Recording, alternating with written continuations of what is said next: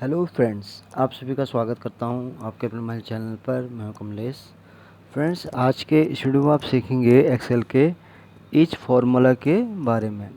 तो अगर ये वीडियो आपको अच्छा लगे तो प्लीज़ इसको आप लाइक करें, शेयर करें और चैनल को भी सब्सक्राइब ज़रूर करें, ताकि आपको इस तरह के डेली के जितने भी मैं वीडियोज़ बनाऊँ उसका आपको अपडेट मिल सके।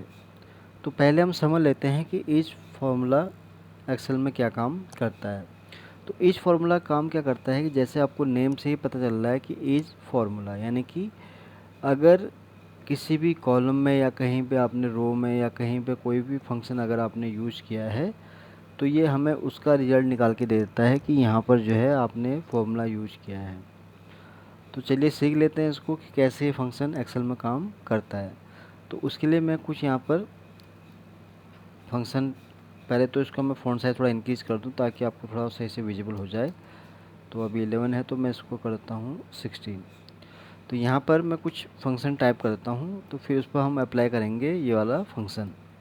फॉर एग्जांपल किसी भी वैल्यू को हम सम कर लेते हैं, लाइक इक्वल टू 500 प्लस 600 और -500 माइनस 200, सॉरी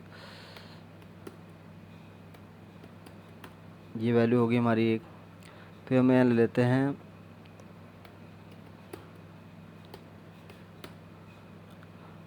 और यहाँ पर हम कुछ मल्टीप्लाई का भी कर लेते हैं। तो कई तरह के हम फंक्शन ट्राई कर लेता हूँ एक बार।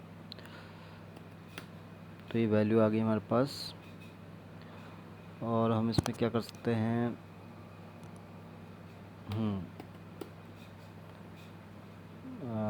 मल्टीप्लाई 12%। तो ये मैंने कुछ यहाँ पर फंक्शन ट्राई कर लिए हैं। तो अब यहाँ पर क्या है कि फंक्शन हमारे पास यहाँ पर मैंने कौन कौन से यूज़ किए हैं। सबसे पहले मैंने यहाँ फंक्शन यूज़ किया था सम का, यानी कि प्लस किया था वैल्यू को। फिर ये इस वाले में हमने क्या किया, वैल्यू को माइनस किया है और यहाँ पर हमने क्या किया है, इसको डिवाइड किया है और यहाँ पर हमने क्या किया, इसको हमने मल्टीप्लाई किया और यहाँ पर हमने क्या किया, इसको परसेंट इसका निकाला। तो ये कुछ 4-5 फंक्शन मैंने यहाँ पर उसका यूज किया हुआ है। अब इस फॉर्मूला क्या करेगा, देखिए यहाँ पर क्या है कि अभी तो हमारे पास डेटा छोटा है।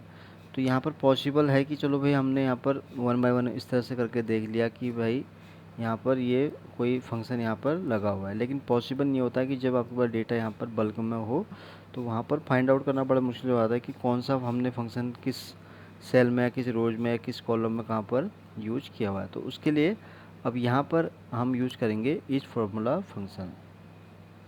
तो यहाँ पर कुछ वैल्यू मैं ऐसे भी लिखता हूँ जहाँ पर कोई फंक्शन नहीं है और कहीं पर हम फिर इसको ड्रैग कर लेते हैं सेम। तो यहाँ पर क्या है, अब क्या है कि कहीं पर फंक्शन है कहीं पर नहीं है। तो ये उसको कैसे फाइंड आउट करेगा, इसके लिए हम ट्राई करेंगे यहाँ पर इस फार्मूला रेफरेंस। तो रेफरेंस हमारा ये हो जाएगा और ये फंक्शन लग चुका है, इसको आपको ड्रैग करना है जहाँ तक भी इसका वैल्यू है। तो यहाँ पर जो ट्रू आपको दिखा रहा है इसका मतलब ये है कि इस रोज में यानी कि इस कॉलम में जो है यहाँ पर फंक्शन यूज हुआ है ट्रू। तो ये बिल्कुल सही है। देखिए यहाँ पर हमने फंक्शन यूज किया है, यहाँ पे यूज किया है, यहाँ पर भी है, यहाँ पर भी यूज किया हुआ है, यहाँ पर भी यूज किया हुआ है। यहाँ पर हमने फंक्शन यूज नहीं किया जो कि यहाँ दिखाया है फॉल्स, और यहाँ पर भी यूज नहीं है तो यहाँ पर भी है फॉल्स, और यहाँ पर भी यूज नहीं है तो यहाँ भी है फॉल्स।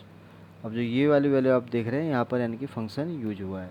तो यहाँ पर आपको ये ध्यान रखना है कि जब भी आप इस फॉर्मूला फंक्शन को यूज करेंगे एक्सेल में, तो ट्रू के केस में क्या है कि अगर ट्रू आपको रिजल्ट दिखाता है तो इसका मतलब है कि वहाँ पर उस कॉलम या उस रोज में जो है फंक्शन का यूज हुआ है। इसका मतलब है कि यहाँ पर फॉर्मूला यूज हुआ है। तो ये ट्रू के केस में होगा। फॉल्स के केस में क्या है, जहाँ पर आपको value falls, sorry result falls में आएगा तो उसका मतलब है कि उस कॉलम या रोज में जो है कोई भी फंक्शन यूज नहीं हुआ है। तो ये बड़ा आसान और सिंपल फंक्शन मैंने आपको बताया, बहुत ही आसान और सरल भाषा में। तो मेनली जो इस फार्मूला का यूज क्या होता है कि किसी भी रोज या कॉलम में अगर कोई फार्मूला है वहाँ यूज हुआ है नहीं हुआ तो उसका ही हमें रिजल्ट बताता है, वो भी ट्रू और फॉल्स के बेस पर। तो आज के वीडियो में इतना ही है। तो उम्मीद करता हूँ ये वीडियो आपको बहुत पसंद आया होगा। तो जल्दी ही आऊँगा आपके सामने एक नई वीडियो के साथ। तब तक के लिए आप अपने आप को खुश रखें और अपना ध्यान रखें। Thank you.